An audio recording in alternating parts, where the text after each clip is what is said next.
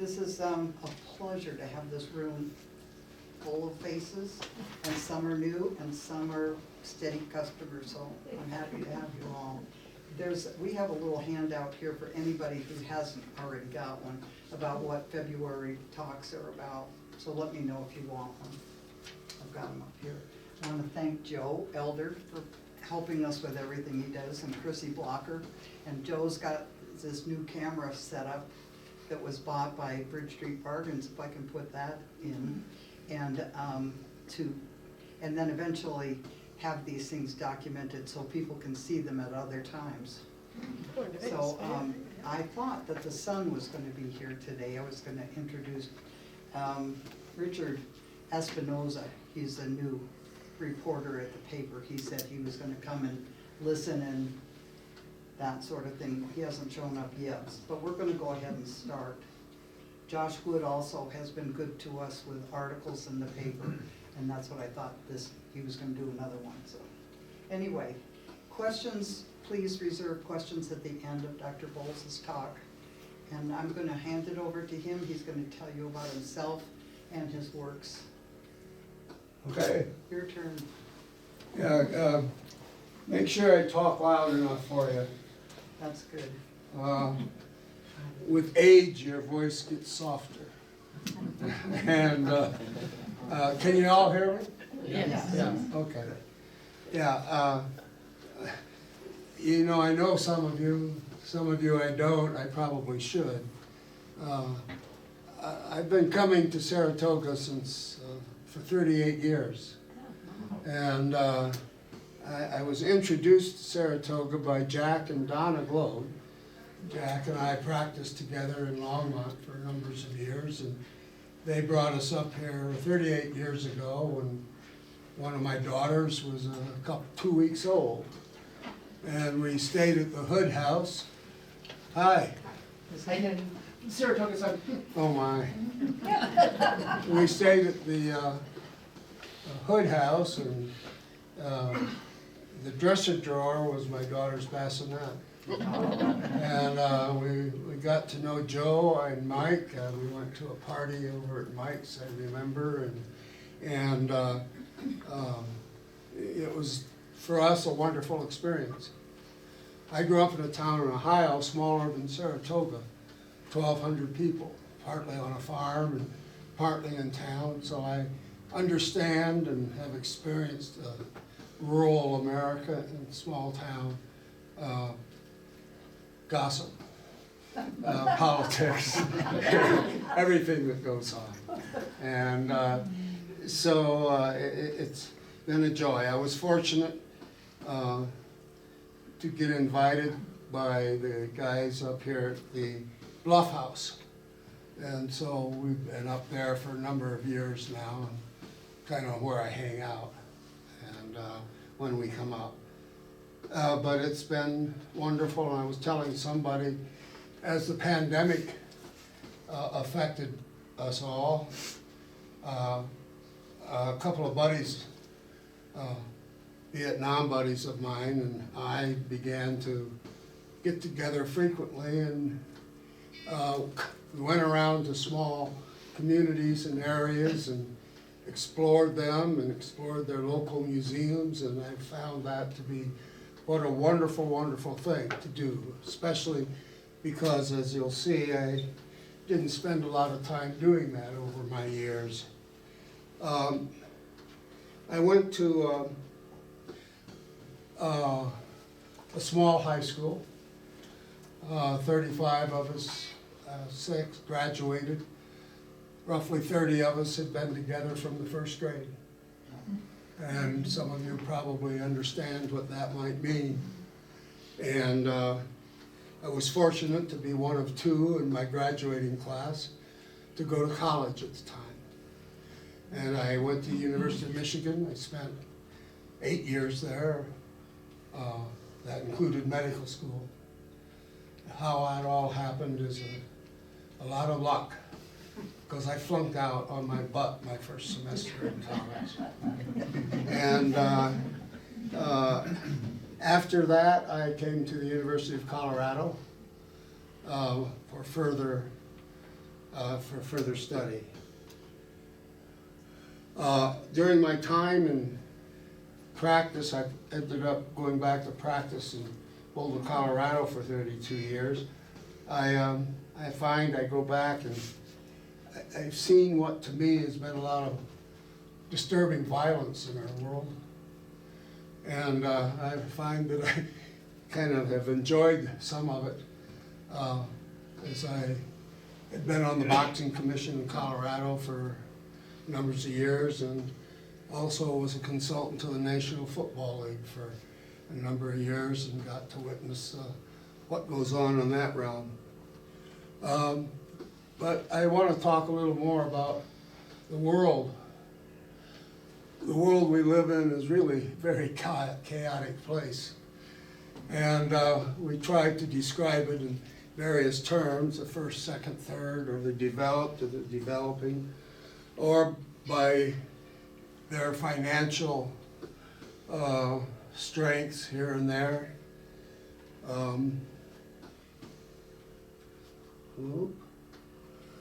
We have some poor countries in the world. I've had the opportunity to be to Congo, Yemen, Haiti, Ethiopia, and Tanzania. I was in Ethiopia just pre-pandemic, 2019, I think.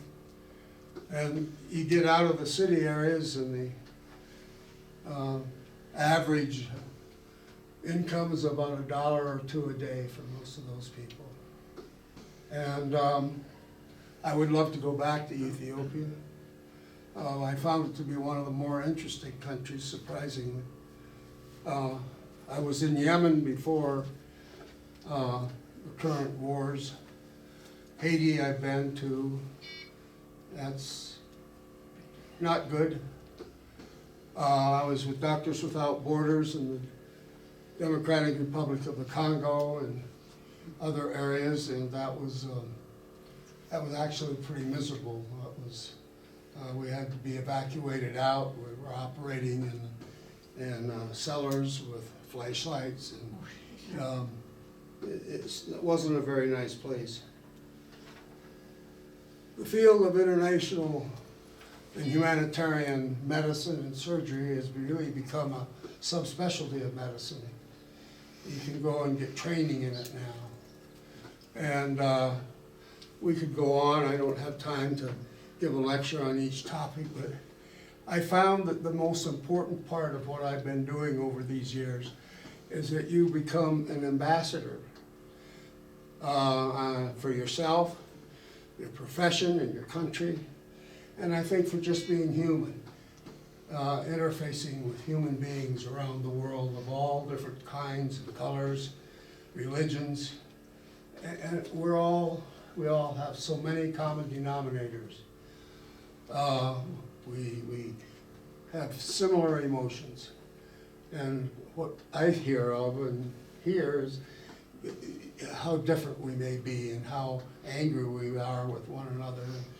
And that has really not been my experience, been just the opposite. I've spent many years doing humanitarian missions. And when I say these countries, I don't think going to a country for a week is that's not really, you gotta go and go back. And so I spent 10 years going to Bolles. I became a neurosurgical consultant to Bolles, actually, back in the 80s. I've been to Mexico, to the same area and place several times. I've gone to Albania for 10 years, all through the 90s. Cambodia 3 times. I've been going to Kurdistan and Iraq every year since 2006, at least twice, sometimes 3 times a year. And I've been to China several times now as a visiting professor at Peking University, and have many friends I've gotten to know in China. And I briefly mentioned Ethiopia. These pictures are from Ethiopia. It's a family I've kind of adopted that I'm helping out over there. And this is how this particular family lives. And I just find it impossible to plow your field in bare feet, like that. And I found that, you know, they speak a lot of English, and it's good English, and they walk 2 to 3 miles a day to go to school. And they're really pretty educated people. There's hardly any smoking in the country of Ethiopia except in the cities. Their religion is an orthodoxy, and their church teaches that it's a sin to hurt your body. And they believe that. And except for chewing some chat, or pat, which is a marijuana-ish type of low-grade thing, they don't do much else in that regard. But I just found, I've been infatuated with this stuff. Well, I got involved with the World Federation of Neurosurgery, and that offered me educational opportunities. I was on the education committee and the ethics committee of the organization. And that took me on teaching assignments to these countries, where we go for 4 or 5 days at a time and teach their doctors what we know and interface with them. And so that's been a really rich experience.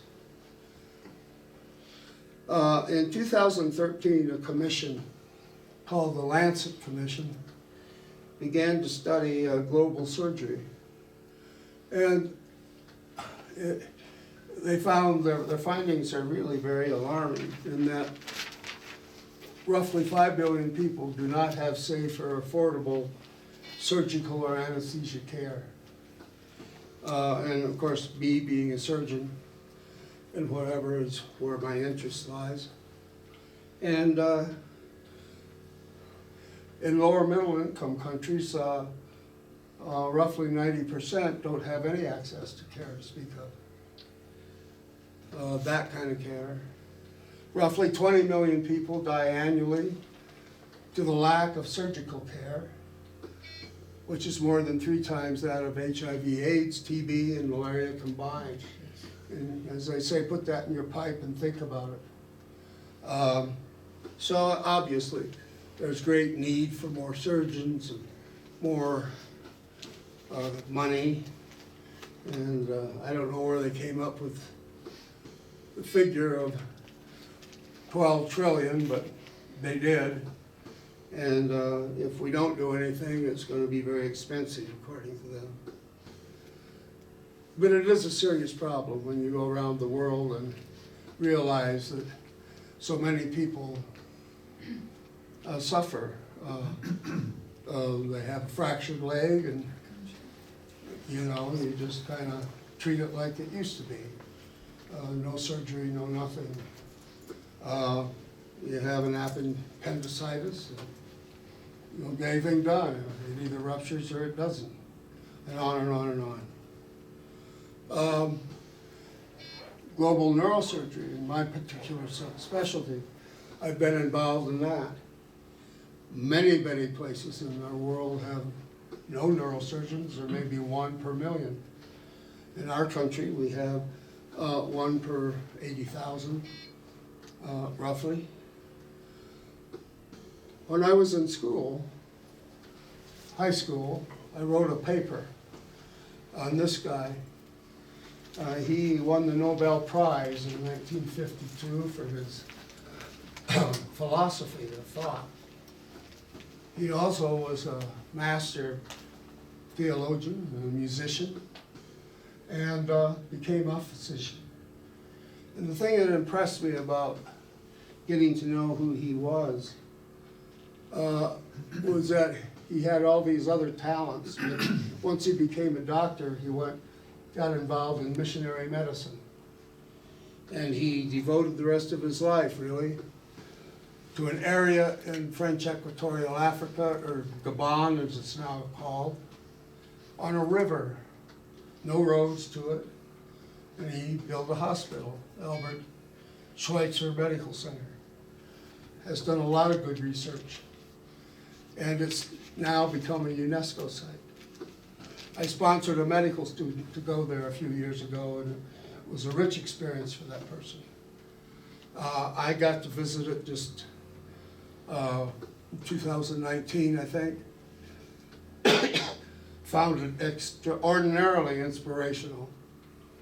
And I found on the slide here on the right, his whole family's buried there, overlooking that river, and this man devoted his life to that when he had all those other talents, many of them political. After medical school, I came to Colorado to become more educated, and I just got started here and I was drafted. That was back in 1964.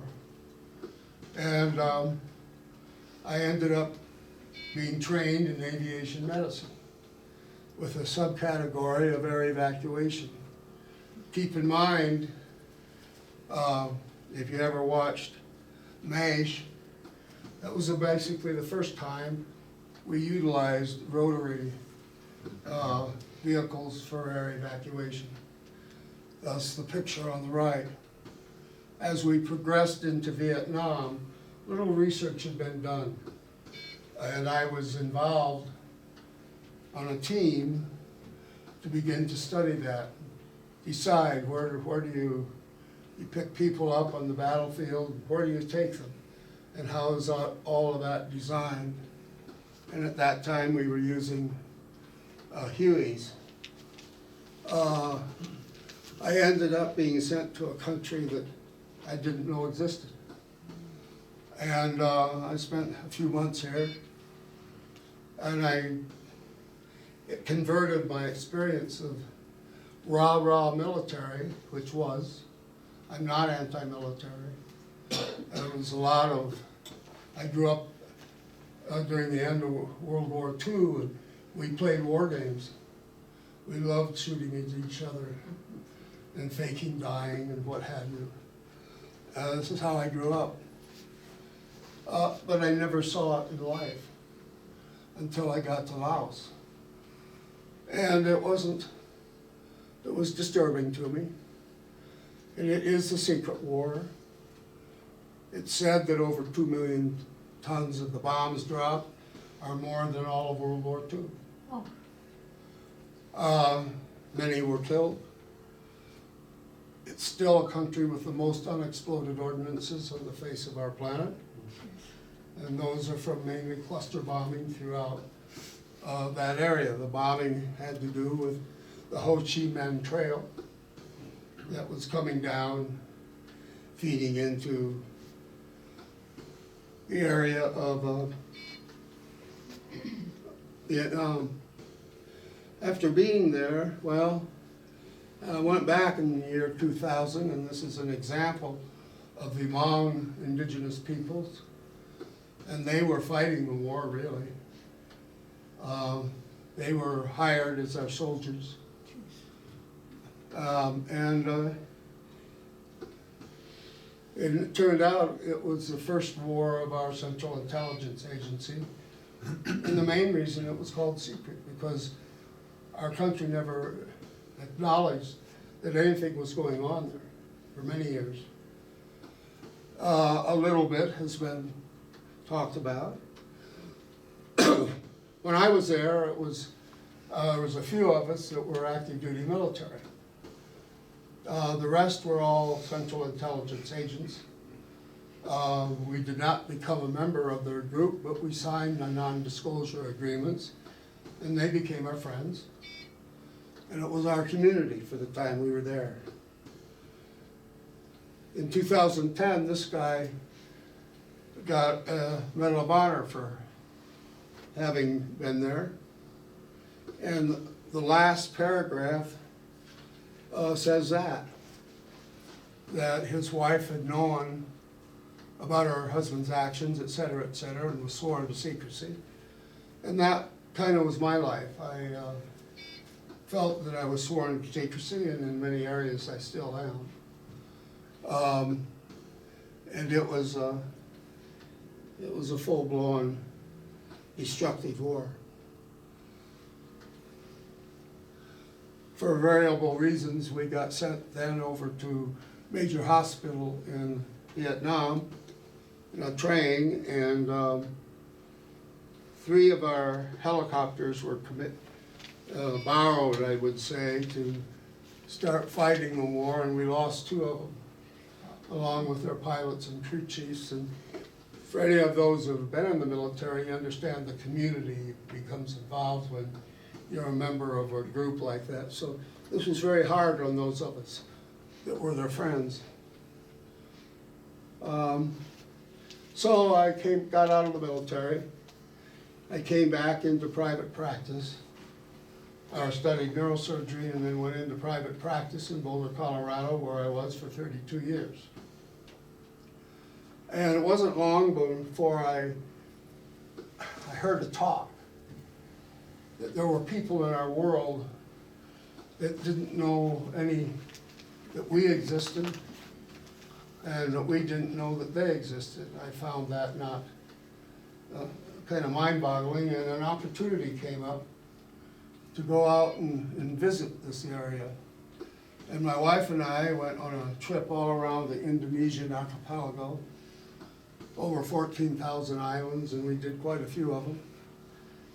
We were going to go into the western part of New Guinea Island, which is the 2nd largest island on our planet. It's divided in half. This is Papua New Guinea, which is a country. And all of this is a province of Indonesia. It was called Irian Jaya, and now it's called Papua. At any rate, I ended up going there subsequently and took my daughter with me at the age of 13. It did a lot to change her life. I went back on several expeditions. The forest there is heavier, more dense than Amazon, and over 300 linguistic languages are said to be spoken throughout, with a few being newly discovered as we speak. And got to invited in to visit some areas of these peoples. There was no translation because they didn't speak our language or vice versa, so it was a lot of experiences. Very interesting people. This guy over here I discovered almost on death's doorsteps with fulminating pneumonia. Gave him a little penicillin. A couple weeks later, he came up to me at a thing we were at. And penicillin's a miracle drug. Yes. I got very interested in tropical medicine and actually thought of specializing in it at one point, but other things got in my way. As I said, I went to Albania for Belize for 10 years. I'm not going to talk about that now. I began going to Albania in 1990, right after the communist country dissolved. It wasn't really a violent revolution. It changed, though. Prior to which, this was the most reclusive area on our planet as a country. They didn't like Western, they hated Americans for our country. And very few had ever visited there during that time. And so I felt fortunate to have been invited by a group to go there. And I discovered these things. They're called bunkers, variable sizes, and men are assigned each one to go there in case they are attacked by primarily the United States. But they were supposedly all defensive in nature. And it was kind of like a Polish firing squad, you know. Some of them pointed at each other, I found. But I just discovered a hospital for national trauma. 6 neurosurgeons in the entire country of Albania. This building is a neuroscience building. Neurosurgery, neurology, neuropathology. I got to know them, I began to work with them, and it became a strong part of my life for those 10 years, and that still is. This was some of their equipment at the time, and I helped raise equipment over the years I was there, over $1 million from various companies to help them out. Spine surgery was rarely done, and I was asked to take care of this young lady, and we had to scrounge. It ended up she did well, and but just a few pictures showing what it's like. They finally got a CAT scan, discovered huge tumors in the brain and elsewhere. Became involved in helping their neurosurgeon, primary guy, amazing person. Began doing a lot of this surgery. We all know about Osama, and he declared war on the United States back in 1996. He got pissed because he wanted to take on Saddam Hussein after he became known, and basically his country, Saudi Arabia, and we were already involved, kind of squeezed him out, and that pissed him off. And so he ended up responsible for many acts of terrorism, including 9/11. Ironically, I happened to be in Pakistan and taken by some other neurosurgeons through Abbottabad, and they said, you know, that's where you guys got Osama. And I'd heard that, but he was in a military complex, had been for quite some time. I think we knew that. As a government, we didn't know that as people until it all happened. And they said, God, if you wanted to know where he was, we could have told you. And I don't know if that was true. But anyway, then right after 9/11, I was recruited and decided to accept going to, as chief of neurosurgery, to Landstuhl Regional Medical Center in Germany, which is the only hospital between Okinawa and the United States, taking care of our soldiers and expatriates, some. And so I spent time there and got to know, back in the military, that way of life. And I experienced what was advertised as shock and awe when we went back into Iraq. And this is an example of what's been called an IED, an improvised explosive device, which is really their form of weaponry that in some ways you could say beat us, both in Afghanistan and here. With all our power and all our might, these little things, and often little because they were made in backyards and garages, I was told, caused horrific damage. We had a lot of, as I said, weaponry, a lot of helicopters. They had their IEDs, and it created havoc for us. Miserable havoc, of which I became involved in. We have combat support hospitals that are really amazing. You can set them up in 24, 48 hours.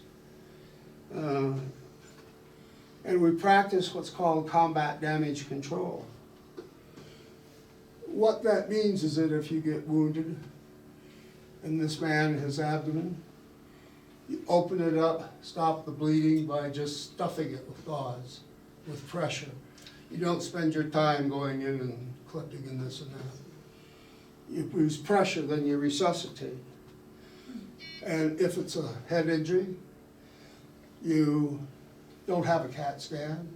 You go by clinical, you take out a big piece of bone and you put the bone under the skin in the abdomen, remove the pressure, put them in an airplane, and ship them to Landstuhl, which is the hospital in Germany where we fielded all of this work.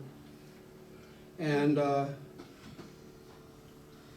it was an intensive care unit in the air. I went on a few of those missions. And they brought them to Landstuhl, and we'd see them like this. And I could go on and on. Yeah, I've been a surgeon in trauma. I've seen a lot of things, but the volume and age of what you see going on in military war is different. And it affects you differently, at least it did me, but a lot of my colleagues. It's called compassion fatigue rather than post-traumatic stress, but it's all the same thing. The costs of war, we talk of mortality over and over is our measurement, but I don't want to sound hardened, but sometimes dying is a blessing. And you're left with so many serious injuries that cause disability for the rest of your life. Collateral damage back in World War I was only about 10%. And it's now considered 90% of the deaths of warfare are civilian. This is proven to be throughout the Middle East wars, it's being proven to be now, on and on. We have signature injuries of war, traumatic brain injury. Brain injury is the leading cause of death throughout the world. And is of a major thing, and you just heard, we had 3 people killed, 40-some wounded, many of them traumatic brain injury. Whatever that will mean, we don't know. And of course, as of now, today, we're deciding how to counteract that. Do we go back and kill 3 of them? Or do we try and kill more of them? How do we answer this? And then how do they answer us? This has just been continuous. This is a young lady at the age of 19, was a secretary in the Army. But with the war, she was assigned as a truck driver. And her convoy got lost right after we went through the southern border of Iraq. And she became the subject of 24-hour news cycle for some period of time because she'd been stabbed, shot, captured, sexually abused, on and on. And I became involved because when she was rescued by our Special Forces group, she was brought to where I was, and with my team, or a team I was involved in. I got to know her well. She had fractures in all of her extremities. She had a major scalp laceration, and she was taken to an Iraqi hospital. Her life was saved. She'd been resuscitated, saved. A rod had been placed in her femur. Her lacerations were closed, and came to see us. When she was discharged, and there's lots of stories about that. One was, after I operated on her, as I always tried to do, I got a hold of her father, just to tell him I'd operated on his daughter and blah, blah. And the first thing he asked me, I recall, well, how bad was she shot? And I said, well, we didn't find any evidence of that. That showed up in the news media within hours. And I was called to task by our commander. You don't talk to family members without permission and without anything you say being screened. So once again, we all signed non-disclosure agreements. She was taken to a private part of our hospital where everything that went on was being recorded. And after she was discharged, she got out and told the story as she knew it, that she was never shot and stabbed. Now, she was in a battle, because she did have a friend that was shot and killed. But she basically was in a bad car accident, was thrown out of her truck, and had polytrauma. And she, to her knowledge, had never been raped. I was present when all of that was being studied. No evidence was found. So, and then there's this story of Pat Tillman. Pat was a professional football player who quit and joined the army, went to Afghanistan to be in the same unit with his brother, and he unfortunately was killed. Became a hero, a big story, Silver Star. And then it turned out, well, it was friendly fire. And that precipitated my being subpoenaed. And I think I remember seeing you, Joe Glode, in an airport as I was heading down that direction. You were going there for something also. Water. And so I testified on behalf of Jessica and got to hear the story. That's Tillman's mother and his brother. And it was just amazing. And why do these stories go on? And what can you believe with what you hear? It still goes on. And then I was involved in this. And this was taken out of the news print. 18 killed, close to 60 or 100, I forget, wounded. A few Americans. The Kurdish Peshmerga was their military. They were, because of error in coordinates, bombed by our military. And this is another friendly fire incident. One of the leaders of this group was a guy by the name of Wajid Barzani, who was the brother of the president of that part of Iraq, Kurdistan. And this is he then, and he sustained this injury. This is a slice of a CAT scan, and all the white is blood. So he had a massive brain injury. I operated on him. He did better than I would have predicted. This is a year later. He was in Washington, D.C. in a rehab facility. That's his wife. This guy's a neurosurgeon practicing in Georgetown, who was Kurdish also. And he was paralyzed on the right side, couldn't speak, but but he understood most of what was said to him. Oops, sorry. And I subsequently, I and my family have been treated as heroes by them and their military. We were invited in 2006, which was during the war, to be the guests of the president. My son, my daughter, my wife and I, the entourage, President Barzani, and we subsequently have become, I would say, friends. I talked to him a month ago. They treated our family well. made Judy and my daughter's dresses, showed us all over the country of Kurdistan.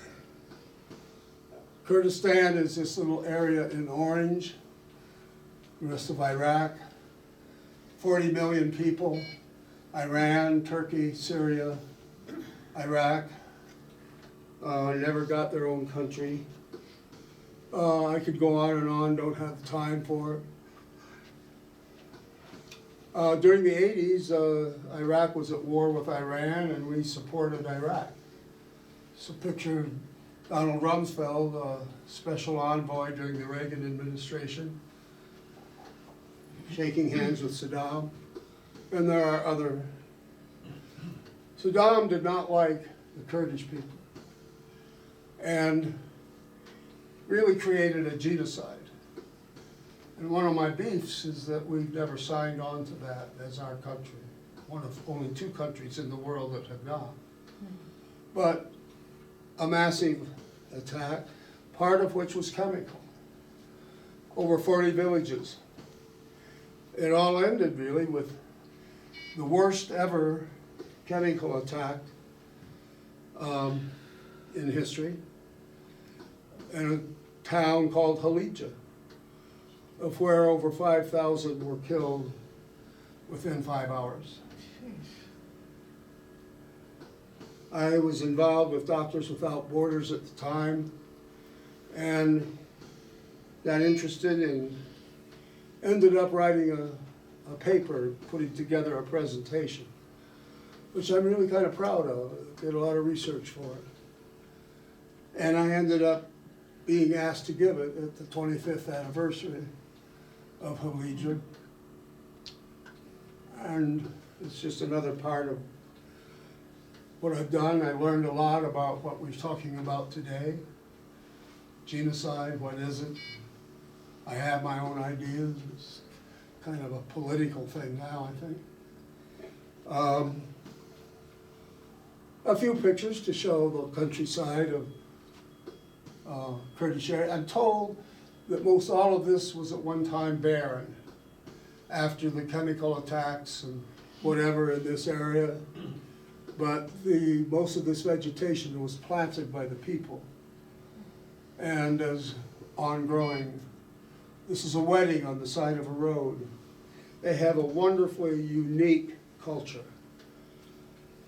Again, I was honored by the Peshmerga, their military, then and now. This guy here came up to me, smiling and excited, kissed and kissed and kissed him, and I didn't know what he meant. But then he started to show me his cross. I'm a Christian. And it's kind of one of those things that you're in a Muslim country, but there's more to it than that. They really, the Kurdish area, opened their arms to the Christians in Baghdad and southern Iraq. And I've had a wonderful experience. A guy by the name of Paul Bremer was kind of made the leader of United States and Iraq after we attacked and helped them write their new constitution, which they voted on 2003 or so. In that constitution was this, Article 31. Every citizen has the right to health care. The state shall maintain and blah, blah, hospitals, et cetera, et cetera. Now, it's not perfect. They've been under sanctions ever since, and they are marginalized in much of their health care, but they're truly trying to honor this. There's no insurance if you're in the country. I've gotten to know many of their doctors and worked with them. I've been back every year since 2006, sometimes 2 and on a couple of occasions 3 times within a year, in constant communication with them. They'll call up and want consultation, work back and forth. And there's so much for people like us to learn from them. You think that, well, we're the big, white, rich US doctors going out. No, you don't do it that way, because they can teach you so much more. And this guy, actually, I've known him for years. He's now in the United States and just got his citizenship. An example, things we saw, there was no ventilators at this time. Volunteers pressed the ambu bag 24 hours a day for days to keep some of these people alive that had hope. And this kid did, he survived. I show this, not because of this. In that brown paper bag is this, an MRI scan. She got that overnight. She got it from a little German place on the corner that does imagery. $300, and they do have the money. Their communities get together, give them money if they don't. And so within a few hours, she has her MRI, good quality, shows her brain tumor, and we go on to treat.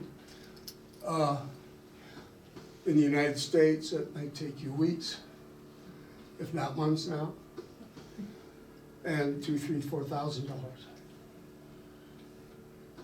These are not sisters, just an example of a couple of people with pituitary tumors that cause a condition we call acromegaly.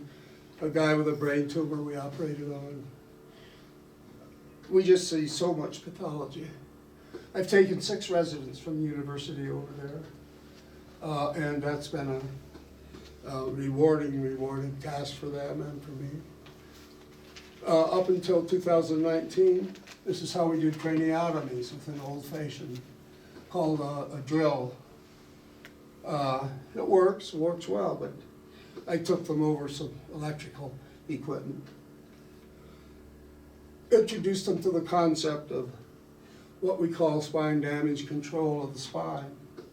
Unfortunate young lady that she has a bad fracture, compression of her spinal cord here. We did this in the middle of the night, the first time only that they ever did a spine surgery in the middle of the night. Where we went in, reduced that, got the bone out, stabilized it. And this is her. She'd been paralyzed. I followed her along for a few years, gradually showed some signs of recovery. Still wheelchair dependent, but has become a leader in the disability movement over there. I saw always, they bring these young children with congenital deformities to us in droves. As a neurosurgeon, we have nothing to offer them, most of them. But they want stem cells, which is being marketed and advertised. And if we said it might help, the government would help pay their way to India, Germany, United States, $100,000, $150,000 to try some stem cells. Unfortunately, there's no evidence at all that it works yet. Hopefully that might come, but not yet. But these people treat these kids, as you can see, and they're darling. They get your heart. This guy got my heart. 102 years old, complaining of back pain. I traded him a back brace I was wearing for his cane. And I was told he lived 2 more years, walk a mile twice a day to his mosque for prayers. At any rate, that's just one of those interesting stories. Now, this guy was in a deep prison run by us, basically north of Baghdad, 20 miles. When he got out, he led up what was called ISIS. And we ended up killing him eventually. But I had some experience with ISIS. They seized an area of Iraq and Syria larger than the United Kingdom. And it's this whole area of Tan. We were in Duhok, Mosul, Erbil, and we got evacuated the weekend this all happened. Mount Sinjar is well known because it's a group of unique people called Yazidis, the only group of people that we've declared a genocide on in recent years, and helped get them out of there. I've worked in the refugee camps, taken care of them. They're inbred, many of them, a lot of spinal disease. This young lady here has this deformity, horrible deformity. We shopped around the universities here in the United States, ended up in Switzerland. She was seen and nobody wanted to touch her. Too risky. The refugee crisis in our world is ongoing, and I've witnessed that firsthand several times, and it's an average, they say, people, which could be you and I, have to go to a refugee camp. Average of 26 years before you get out. It's sad. A few pictures in this one. I've been there 5 times now, got to know people. The current refugee, as they say, as of 2023, there were 30 million new refugees that had left their homes.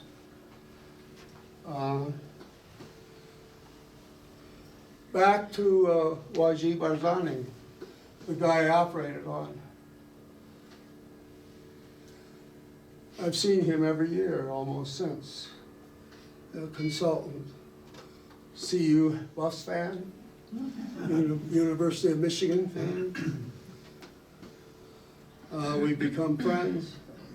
And I've learned myself of a progression of improvement on almost an annual basis over many years now. These are his children.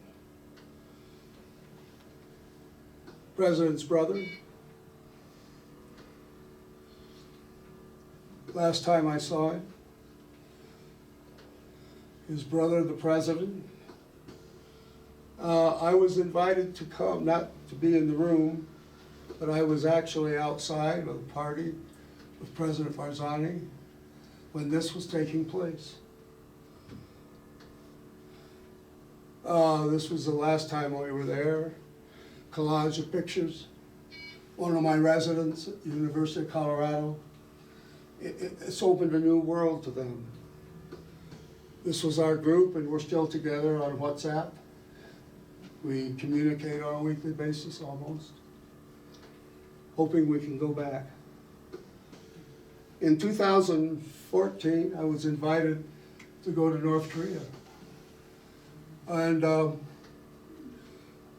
for the first neurosurgery conference they had there.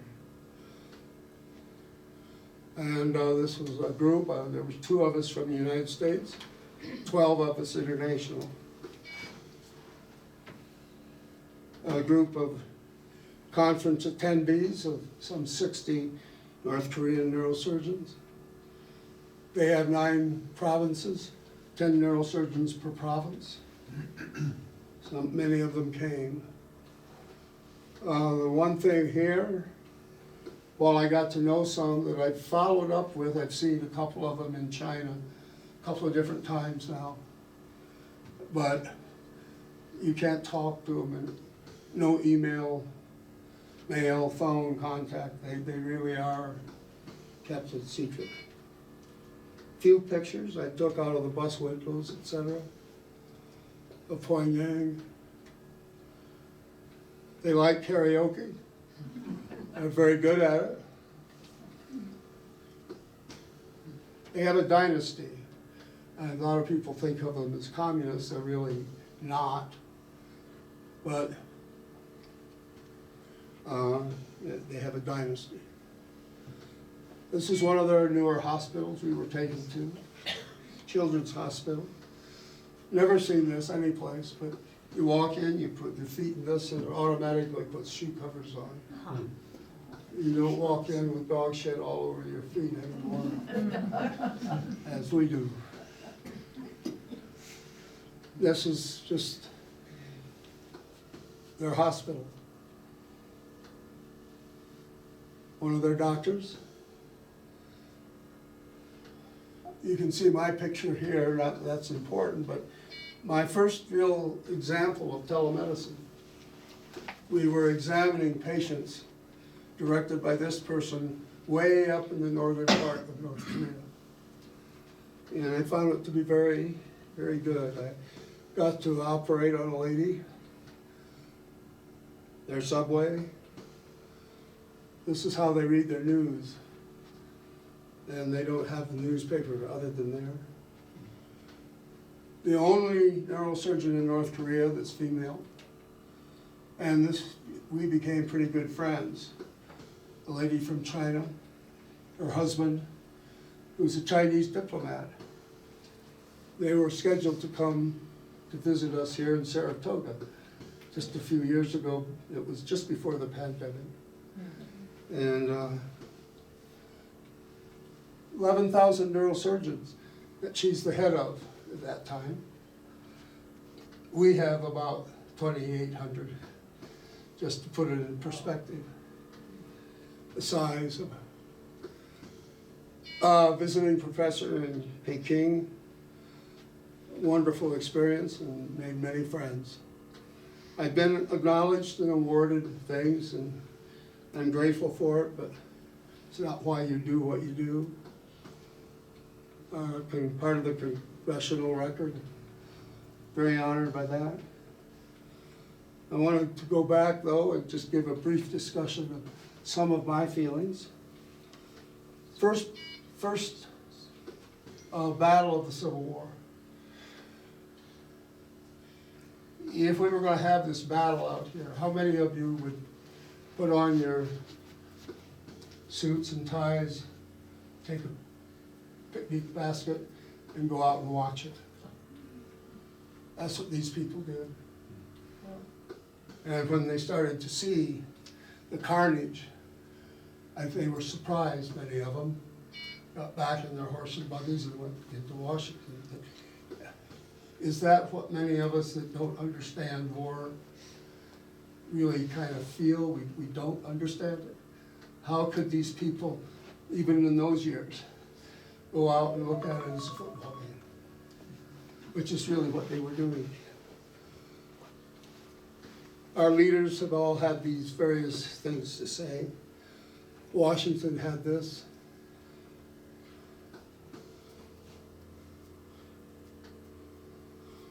Sherman had this. I think, to me, those that have neither fired a shot nor heard the shrieks and groans, and that's important. The shrieks and groans are haunting when you witness it. Most of our governments, not all, but most, have never experienced that.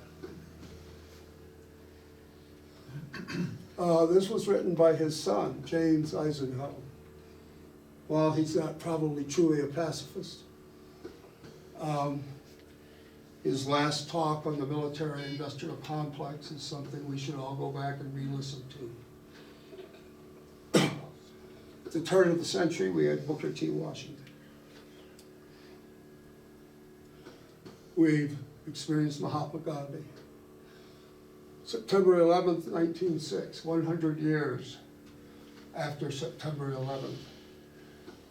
2001, he had this to say, and if you read and study the concept of nonviolence, it probably is that. I got to meet and travel with Bishop Tutu And so I'm influenced with, call it far out lefty liberal concepts. I don't know. Martin Luther King accomplished what he did through his nonviolent philosophy. This lady's home is in Albania, and I got to visit it. Remarkable.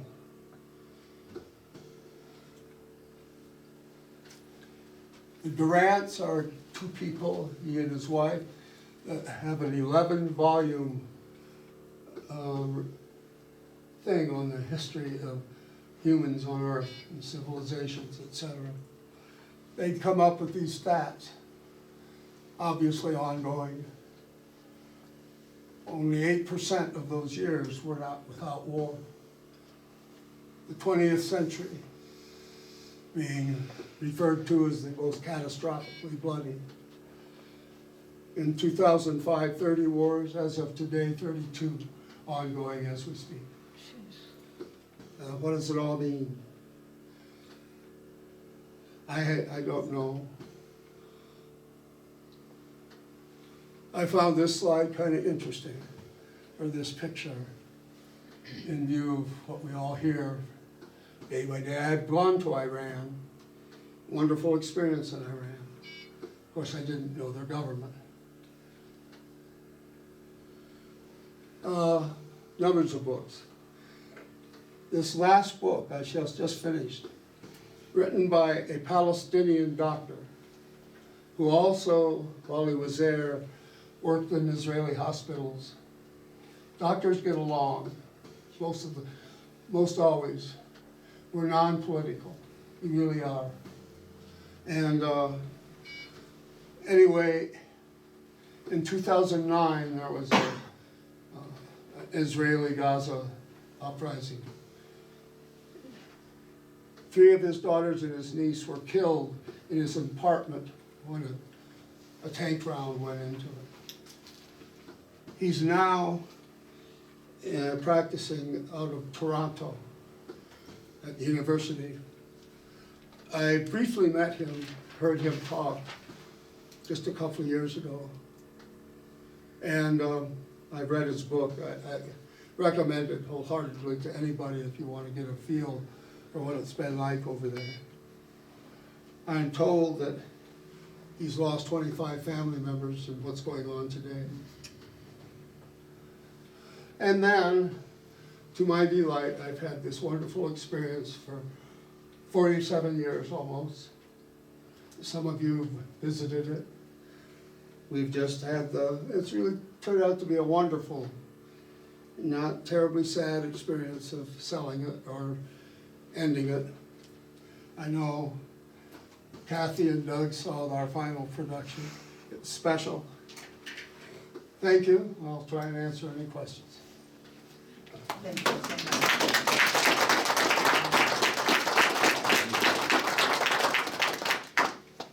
I start out and say, every one of you have a life that you could put into this kind of thing.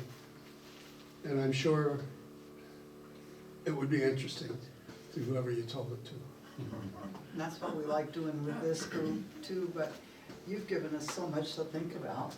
It's hard to watch some of it, and hard to think. So, any questions, feel free. Or are you all You speechless? can shoot at me if you want. We could be speechless after Huh? that. We could be speechless after that. You've just seen so much and done so Yeah. much. Have you given a speech anywhere else, like high schools and stuff? Some, Yeah? not so much high schools. I've given it to a lot of medical places. Oh. A few Rotary groups. And I got lots of different talks on different things I got interested in when I mainly got into the academia side of medicine. And my experience with the World Federation, and my experience with concussions. Got a lot on concussions. I have talks on I wrote a book chapter on the aging surgeon. When should surgeons quit doing surgery? When should we stop driving our cars? It's kind of provocative, but there's been a lot of research going on. Things like that. Well, I welcome getting to see this. Pardon? I said I welcome the fact that we got to see this. There's lots here to learn. Just Oh, like the there's a picture. lecture with every little, Yeah, I mean, I there's- could go on and on about Uh-huh. the indigenous peoples in our world. Mhm. But it's very, very And we're good. fanatical at Yeah. who these people are and what we can learn from them. Mhm. But thank you. Yeah. Oh, This you're is very bigger, welcome. this is bigger than the military. Hmm. We're kind of lucky to be here. Pardon? We're lucky to be here. I'm lucky to be here, maybe. No. I've not felt threatened, other than my experience in the Democratic Republic and the Central African Republic in Africa. I really felt threatened there. I've got a granddaughter that just started medical school. We'd love to have her see this. Well, I'd be happy. Ever give me a call. Okay, Um, I'll do that. I feel, you know, I've been here for, as I said, I feel like I'm a part of your community. I have a few close friends. There's a lot of you I certainly don't know. But it's kind of an escape too. Yeah, my granddaughter started in Omaha. at Where? Omaha, University of Nebraska Yeah. Medical Center. Yeah. And it's an experience. Yeah. And hopefully, yeah. Listen, my son-in-law's sister, she was a nurse in the Congo, and she got kidnapped here. Doctors Without Borders. Doctors Without Borders here a couple. From Denver, you Yeah. might have heard it on the news. But anyway, they made it back, but they paid ransom and they got her back, but she was like 2 weeks. Yeah, those are not very safe. I've always felt safe in, when we go to Iraq and in the Kurdish area, we've been heavily guarded. Many, often by American contractors, paramilitary, or their own. I felt pretty guarded, and places we don't drive and whatever, but, Does happen though, I guess, yeah. They keep it a secret a lot when you're out there, don't they? oh, yeah. Where you're at, yeah. I can imagine. I served in the military too. Yeah, the doctor friend from, in Washington ended up going back and becoming a member of the parliament, and then became the governor of a town called Kirkuk, which is on the border between Iraqi, Kurdish places, and he had his life threatened over and over, and was basically had to be taken to the governmental compound, and where I'm taken to visit, and he had to be heavily protected there for years.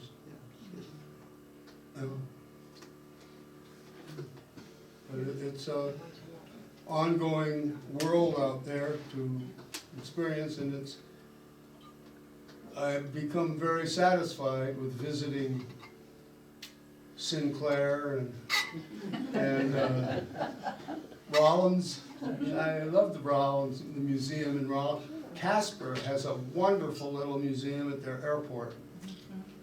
I'd advise everyone to go there. It goes way, way back. On and on. Douglas. Oh, your museum here, your museum in Encampment. These are just rich, rich places. Are you still traveling with them? I was called tomorrow that we could go back to Kurdistan. I'd bust my butt to go, but not otherwise. Okay. I get frequently invited, but no, I'm not. I don't tolerate long airplane trips and 2 or 3 days at a place. that happens.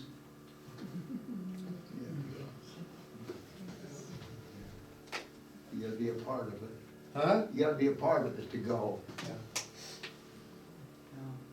I forget what you were going to Washington for, Joe. What were, Our big water wars with the Endangered Species Act.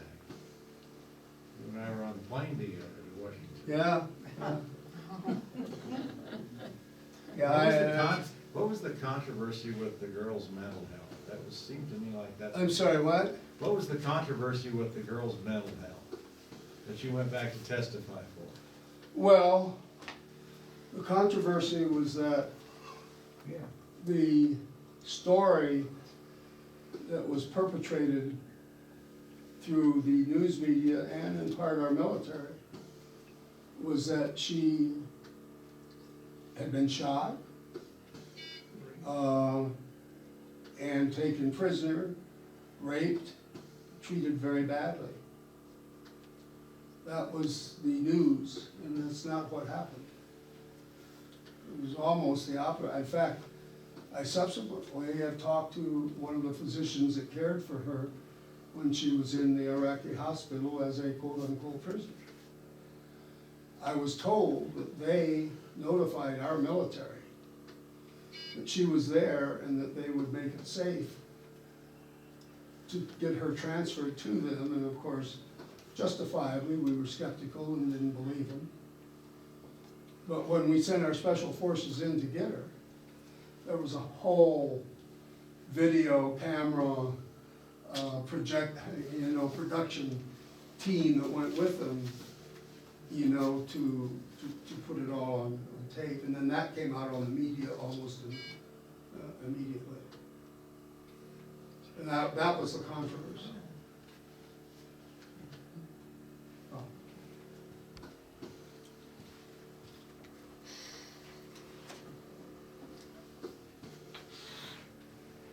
Anything else? Are you still practicing? No. No, I mean, I didn't know if you did it on. No, I retired at the age of 80. I wrote a book chapter on why I should have probably retired before then. Yeah. But, and I'm now on the verge of 87. Ooh, Boy, you look good. Look awesome for 87. You look 100% awesome for 87. Yes. You think? Really, really, really do. Oh, yes. I didn't bring my oxygen machine in. Honestly, you look more 75 than I you was do gonna say. 87. Thank you. I've had, my neck is totally fused, my back is all fused. I've had it. Oh, That's why that cap's so hard to pick up, isn't it? That's why that cap's so hard to pick up. You better believe it. Yeah, I understand. well, if there's no more questions, we'll just thank you for coming, and thank him for all his work.